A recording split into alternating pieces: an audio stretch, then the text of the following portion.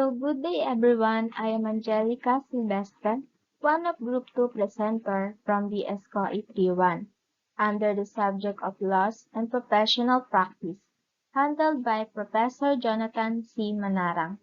We are going to tackle the lesson in Chapter 5 entitled Freedom of Expression. So the following are the objectives as you read this chapter. Consider the following question. What is the basis for the protection of freedom of expression in the United States? And what type of expression are not protected under the law? What are some key federal laws that affects online freedom of expression? And how do they impact organizations? What important freedom of expression issues relate to use of information technology? First Amendment right. It is the First Amendment of U.S. Constitution that protects the right of people to freedom of religion, speech, petition, and assembly. So it is the right to freedom of expression. When we say freedom of expression, it means or it refers to the ability of an individual or group of individuals to express their thoughts, emotions, ideas about different issues free from government censorship. So it is important right for free people everywhere. It is also guaranteed by the First Amendment. So the definition of free speech includes those nonverbal, visual, and symbolic forms. So it is right to speak anonymously. The following that are not protected by the First Amendment are perjury, fraud, defamation, obscene speech, incitement of panic, incitement to crime, fighting words, and sedition. So one of not protected by the First Amendment is perjury, also known as forswearing. Willful act of swearing a false oath, a crime that occurs when an individual willfully makes a false statement during a judicial proceeding after he or she has taken an oath to speak the truth. It is also an individual who lies under oath in federal court or who lies in a person acting on behalf of the federal government, has committed a felony and faces prison to time up to 5 years, like a witness who lies about his whereabouts during the crime of committing perjury. If he lies about how long he has worked for his employer, may not be perjury under the law unless it is somehow material to the topic of legal matter. For example, Bob is called to testify a robbery case. While on the stand, under oath, Bob lies about whether or not he saw the defendant at the restaurant, which the defendant stated as his alibi. Because this is very important issue of the criminal case, Bob has committed perjury, whether his lie is in favor or against in the defendant. If, on the other hand, Bob had lied about what he had for breakfast, it would not be considered perjury. Next is fraud. So it is the crime of using dishonest method to take something valuable from another person. A person who pretends to be what he or she is not in order to trick. So there are many examples of fraud. So some of them are identity theft, imposter scam or phishing attacks, credit cards or debit card fraud, mortgage and loan fraud, fake check scams, employment scams, online fraud and malware, advance fee scams, Ponzi schemes and investment fraud, tax refund fraud, healthcare fraud, cryptocurrency fraud, and many more. So they use fake identity to steal something like money or valuable information of the victim. Also, defamation. So, defamation is the action of damaging the good person reputation. So, it is slander or libel. So, an oral or written statement of alleged fact that is false or it harms another person. So, harm is often of a financial nature. So, the difference between slander and libel is slander is an oral defamatory statement while libel is written defamatory statements. In today's digital age, defamation takes countless shapes and forms. So common defamation example includes those false posts, comments, statuses, and profiles on social media websites such as Facebook or Twitter used to harass individuals and businesses. Also, fake online reviews and ratings posted on consumer review websites such as Yelp and Google that do not reflect a genuine experience of a customer.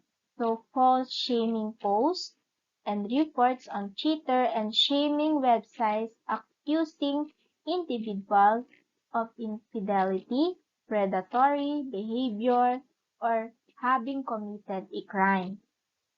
Factually incorrect information, write-ups, and identifications in news articles and media publications. Also, sedition.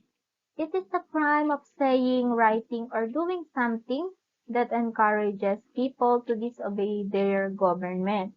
So sedition is considered to be lesser than treason. A seditionist encourages rebellion but does not take over action in his attempt to interfere with or overthrow the government. For example, a person may commit sedition by holding a meeting to discuss a rebellion or revolution in his home. Good morning, guys. So this is Lanze A from BSc PE 31, and ngayong araw papahapyawan ko yung mga bagay na hindi kasama or hindi kabilang sa First Amendment rights. So when we say First Amendment rights, these are the right to freedom of expression. So makakasama sa sa mga karapatan natin sa freedom of expression. So ang mga bagay na hindi kasama dito, ang ilan dito ay mag-discuss ng mga kagrupo ko at ang kasama sa scope ko ay yung obscene speech, incitement of panic, incitement of crime, and yung fighting words. Yung mga papahappy ko natin yung araw. So, let's start with obscene speech. So, for obscene speech, okay, so based on Miller v. California, these are the speech that will be considered as obscene. So average person finds the work appeals to prurient interests. When we say prurient having or encouraging an excessive interest in sexual matters. So work depicts or describes sexual conduct in an offensive way, lacks serious literary, artistic, political, or scientific value. So, pag-usapan muna natin ano yung obscenity. So, obscenity is a category of speech unprotected by the First Amendment. So, katulad na banggit ko kanina, obscenity laws are concerned with prohibiting lewd, filthy, or disgusting words or pictures. In so, hindi rin mabasahin lahat yan. So, ayun nga, yung obscenity daw, it refers to a narrow category of pornography that violates contemporary community standards and has no serious literary, artistic, political, or scientific value. For adults, at least most pornography material of sexual nature that arouses many readers and viewers. So, mainly itong obscene speech nagpo-focus siya sa sexual matters. So, nag-exploit ka ng mga pictures, mga arts, the mga way of speaking na related sa sexual matters, it actually falls under obscene speech. So, hindi siya kasama or hindi siya kabilang sa rights natin. for freedom of speech. Alright, so ayun nga, mapapansin natin na although malaya tayo sa sa pagsasalita natin, mag-express ng mga thoughts natin, may mga bagay na hindi kabilang dito na can be harm, can cause harm to others. Kabilang dito yung opposite of speech. So, let's move on to the next one. Incitement of panic. Inducing panic is when a person causes the evacuation of any public place or otherwise cause serious public inconvenience of alarm. So, ito naman, alam ko familiar tayo dito. Ito yung, ang great example ito yung mga bomb threats sa school. Di ba, madalas, kung naalala nyo ng elementary tayo or even high school, minsan pinapauwi tayo ng mga teachers natin, ng principal natin kasi due to a bomb threat. So, ayun, may mga nagpapadala ng text message or somehow like that na may bomb daw sa school kaya kailangan mag-evacuate yung mga estudyante. So, ito yung isa sa mga great example ito. So, bibigyan ko lang ba example na, na pinaka makaka-relate tayo lahat. So, incitement of panic, yung nagkakos tayo na, yung mga, nagkakos na evacuation of any public place or other causes serious public inconvenience or alarm, yung tatakutin mo, um, it might be, for a particular intention, or maybe it's a form of a joke. Same lang yun. It will fall under incitement of panic. So, hindi siya kabilang sa freedom of speech natin. Next one is yung incitement of crime. The plan to commit crime may exist only in the mind of one person until others are incited to join in, at which point the social danger becomes more real. So, ito yung kung parang sulsol, yung parang yung salita mo or yung speech mo nagkakos sa ibang tao na gumawa ng masama or gumawa ng isang krimen. So, that will fall under incitement of crime. Yung parang pinoprovoke mo sila or yung ganun, yung pinoprovoke mo sila or pinupush mo sila, binibigyan mo sila ng idea, pinapalakas mo yung loob nila na gumawa ng crime. So, yun yung incitement of crime. And lastly, fighting words are generally words so offensive that it makes a person angry. These words often precede a physical or verbal fight or argument. What constitutes a fighting word can vary from person to person. Not everyone will have the same words on their list. What makes one person angry may not bother another. So some fighting words that commonly invoke strong feelings are those that insult a family member, particularly one's mother. Calling someone a liar, cheater, or stupid can also cause arguments or fights to arise. So, ito naman, yung mga salita na kadalasan ito yung mga dialogue bago magsimula yung away or magsimula yung pinaka main na bakbakan. So, yun yung fighting words. Yun yung mga pinaprovoke mo yung isa na lalo pang magalit para maging kaaway mo siya or lalo siyang yung mag-init para gumawa ng physical or verbal fight or an argument sa'yo.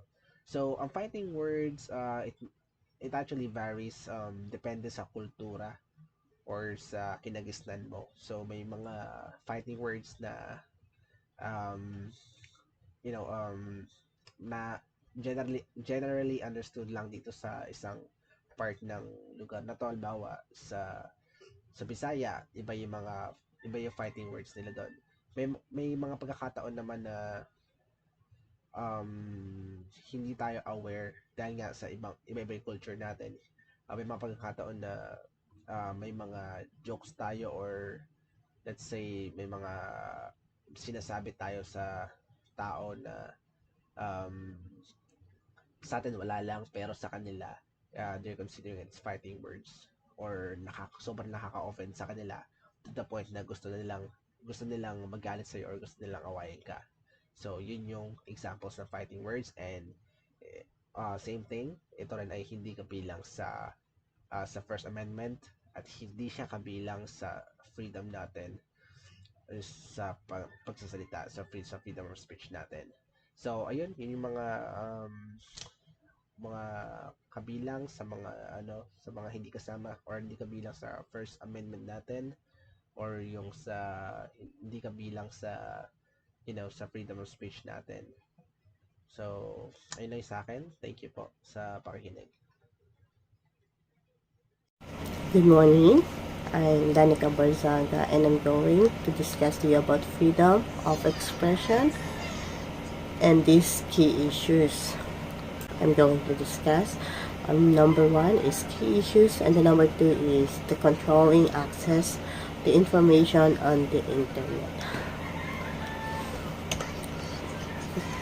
So, what are the key issues in using internet? Controlling access to information on the internet is the number 1. Controlling access to the internet by means of filtering software has become a growth industry in the US and elsewhere. Its use has increased as the mandatory response to the current plagues of society, namely pornography, violence, hate, and in general, anything seen to be unpleasant or threatening. So, number 1 key issues in using freedom of expression in internet is controlling access to information on the internet. So, if you have children on your home, these are the ways to control children in internet access. Parental controls. Number 1, parental controls, or if you are not parents yet, being a guardian, you should control them. Number 2, search engine options and settings. Next is the teaching them to self-regulate. Next, controlling access from the router or network.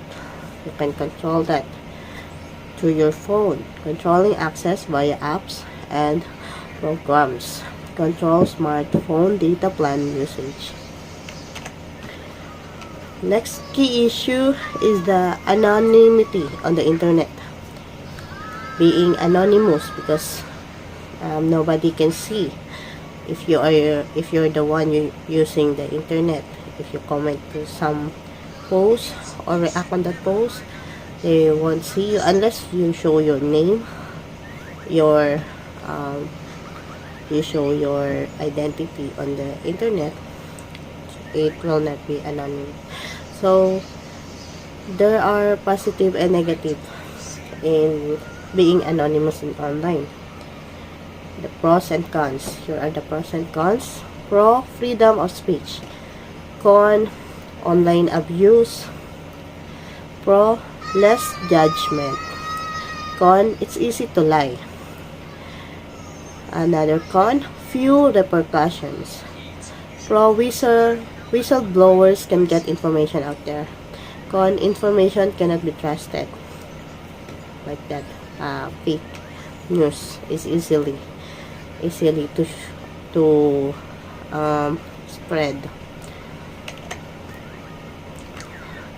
Next key issue, defamation and hate speech.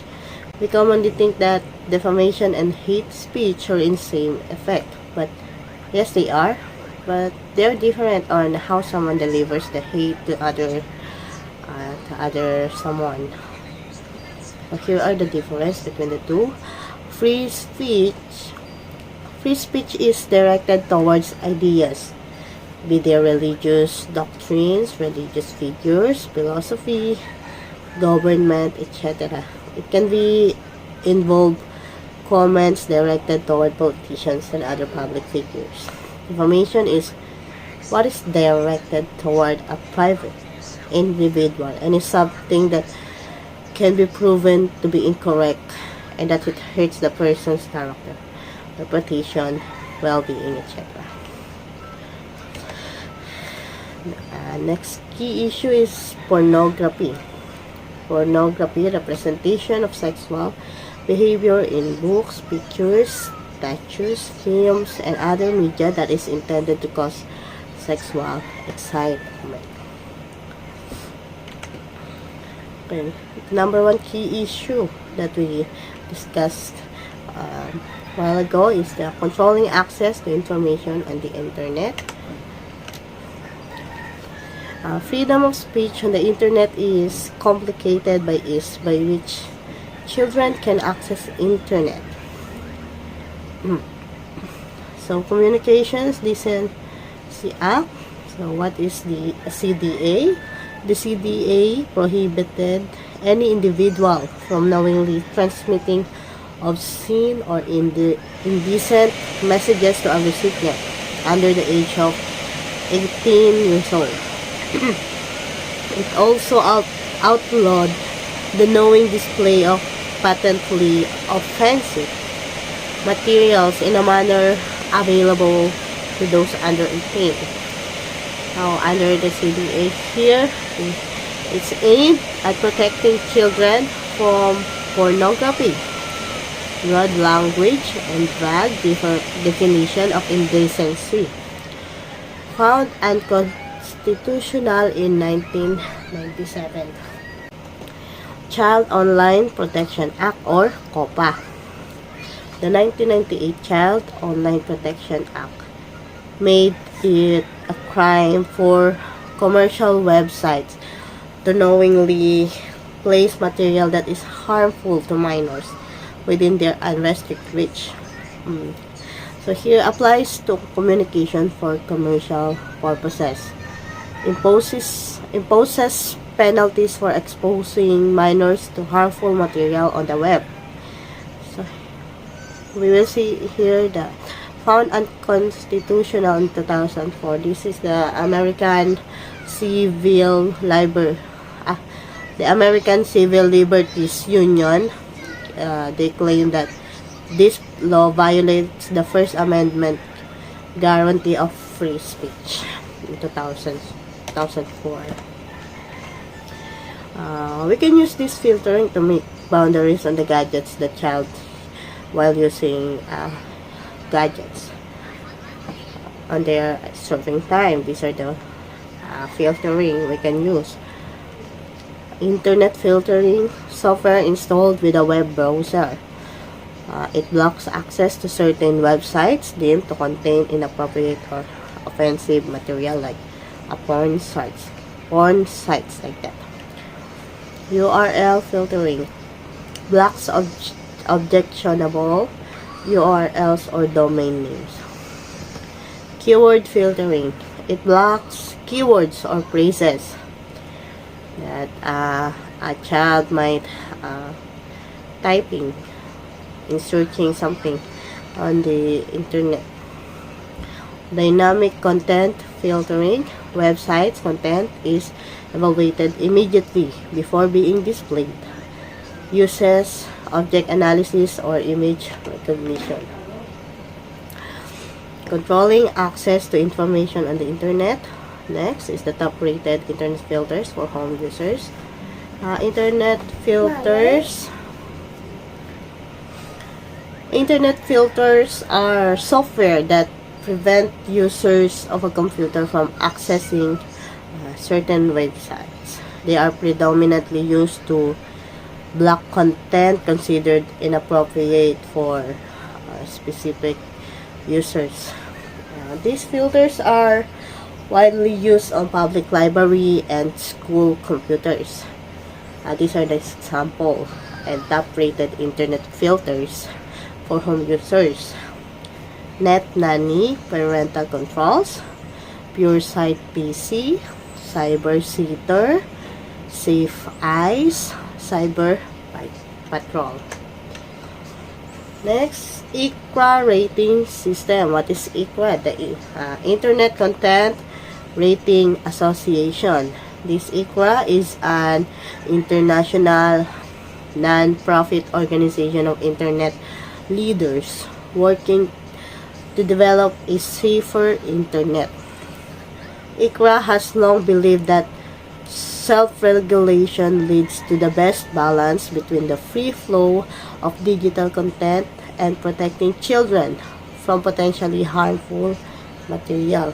So, these are the rating system. They have questionnaires for web authors. It generates a content label on platform for internet content selection or PICS. Users configure browsers to read the label. Relies on web authors to rate their site.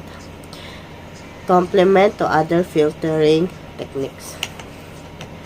Last is the ISP blocking.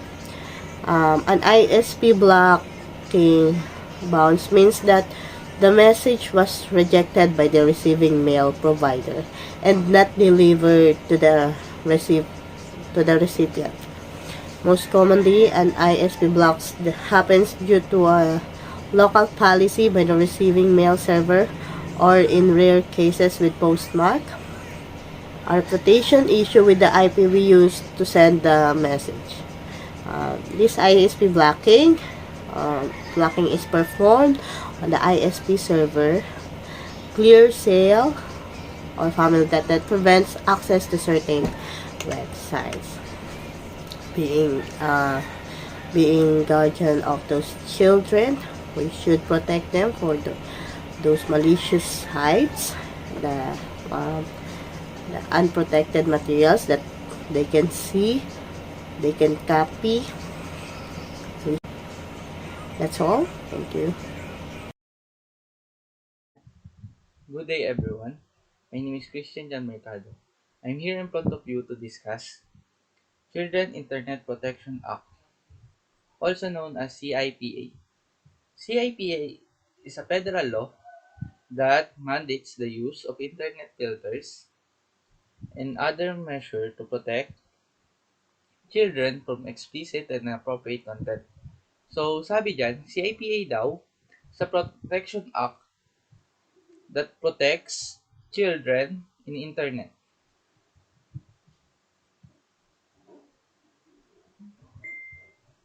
Federally financed school and library must block computer access to obscene material, mga malalasamang bagay, mga pornography, anything considered harmful to minors. Schools and library, subject to Children Internet Protection Act, also known as CIPA, do not receive internet access discount unless they put in a place measure to filter picture that obscens. Yung message yung mga filtered picture na mga malalaswa. Contains child pornography. Mga pinifiltered yung mga pornography or what. Or are harmful to minors. Adopt a policy to monitor the online activity of minors. May policy na nagmo-monitor sa mga ginagawa ng mga minors in online. Adopt a facility restricting minors' access to materials harmful to them. Pinagbabawal yung pinagbabawal na. May policy na restricting na pinagbabawal yung mga paggamit ng mga site na unnecessary or what. Next. CIPA does not require tracking of internet use by minor or adult. So, sabi dyan, CIPA daw not require tracking. Tracking or hindi niya na-detect yung mga internet use by minors or adult. Acceptable use policy agreement in an essential element or successful program in school. Nag-accept yung mga students, parents, and employees sa pagbabawal ng yung mga ganon, yung obscene material, mga ganon, pornography, or what, ganon. Difficulty implementing CIPA in a library because their service are open to people of all ages. Mas hindi napagbabawalan, hindi natututukan ng CIPA yung library because yung library daw is open for all ages, minor or adults. Yun lamang po. Maraming salamat. I'm John Lester Catalogo, and I'm going to discuss Chapter 5, Freedom of Expression, Anonymity on the Internet. So what is anonymity? It is a expression of opinions by people who do not reveal their identity. Freedom to express an opinion without fear of reprisal. So basically, it is a situation or case in which a person is being anonymous. So in the case of anonymity on the internet, we know that expressing your opinions are not for everyone. If they did, they may suffer or become a victim of cyberbullying and online threats. Anonymity allows us to say our own opinion without compromising our own safety. By doing this, we are upholding the freedom of speech or the right of a person to freely express themselves in public. So, anonymity is also important in countries that do not allow free speech. So, and also can be a tool to commit illegal or unethical activities. So in the internet, we have this anonymous remailer service. So it is a computer program that strips the originating address from the email message, forwards the message to the intended recipient, ensures no header information can identify the author, keep what is communicated anonymous, and what is communicated and whether it is ethical or unethical, legal or illegal is up to the sender. So anonymous remailer service is a program or service that allows us to directly send an email to an individual without them knowing our names or email address. So no information in the email can identify us as the sender or the author. So whether the content is illegal or legal, it is up to the sender because it will remain unknown because of the remailer service. So we also have this Yzon B lawsuit. Dependent communicates using pseudonym or anonymously, so identity of the dependent is temporarily unknown. Common in internet libel cases. Once Yzon B lawsuit is filed, the company may request court permission to issue subpoenas. ISP or internet service providers frequently subpoenaed to provide the identity of anonymous Yzon Bs. The anonymity on the internet cannot be guaranteed. So if you have ever been attacked, anonymously attacked or defamed online, and you are considering filing a lawsuit because anonymity in the internet makes it possible for people to attack or abuse other individual, and then they will instantly disappear. So if you are targeted anonymously by internet harassment, So you may consider filing a John Doe lawsuit. So once you file the John Doe lawsuit, the company or you may request to the court to issue subpoena to the ISP or internet service provider to for them to provide the identity of the John Doe or the anonymous individual. So because of this, anonymity on the internet cannot be guaranteed. So if you are one of those individual who likes to defame person in the internet, so you may think twice before doing that. That's all. Thank you. Good day.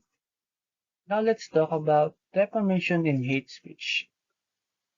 Defamation is any actions that intend to damage the good reputation of someone, while hate speech is any speech, gestures, writing, or displaying something that may incite violence. It can also include hurting religious feelings and promote enmity between different groups. Here I listed some of hate speeches that could undergo institutional legal proceeding. First is libel directed at a particular person. Next, clear threats and intimidation against specific netizens. Sending threatening private messages over the internet to a person. And last, displaying public messages on a website describing intentions to commit act of hate-motivated violence against someone. In connection, many internet service providers reserve rights to remove the contents that does not meet their standards. Well, there are such actions that do not violate the subscriber's First Amendment rights, mainly because these are prohibited and are in the terms of service. ISP must monitor the use of their service and expected to take actions when term is violated. To further explain this, let's take the law enforcer in the community as the ISP. The law enforcer or the ISP ensures that the law is being obeyed, but if violated, they must take an actions by giving punishment to each and every violators. Public schools and universities are legally considered agents of the government and must follow the First Amendment prohibition against speech. They are expected to prohibit students, instructors, and even employees from engaging in offensive speech. However, corporations, private schools, and private universities are not part of the state or federal government. And for my last topic, let's talk about corporate blogging. Corporate blogging provides a forum for a specific company leaders and employees to discuss topics of interest such as their target prospect and their customers. Some organizations allow employees to create their own personal blogs for them to reach out partners, customers, and employees and to improve their corporate image. In addition, some blogs can provide uncensored commentary and interaction such as criticism of corporate policies and decisions. However, corporate blogging also involves risk that employees might reveal company secrets and breach out federal security disclosure law. Good day, I'm Camille and I'm going to discuss about Chapter 5, Freedom of Expression, about pornography. When we say pornography, it is printed or visual material containing the explicit description or display of sexual organs or activity. It is intended to stimulate erotic rather than aesthetic or emotional feelings.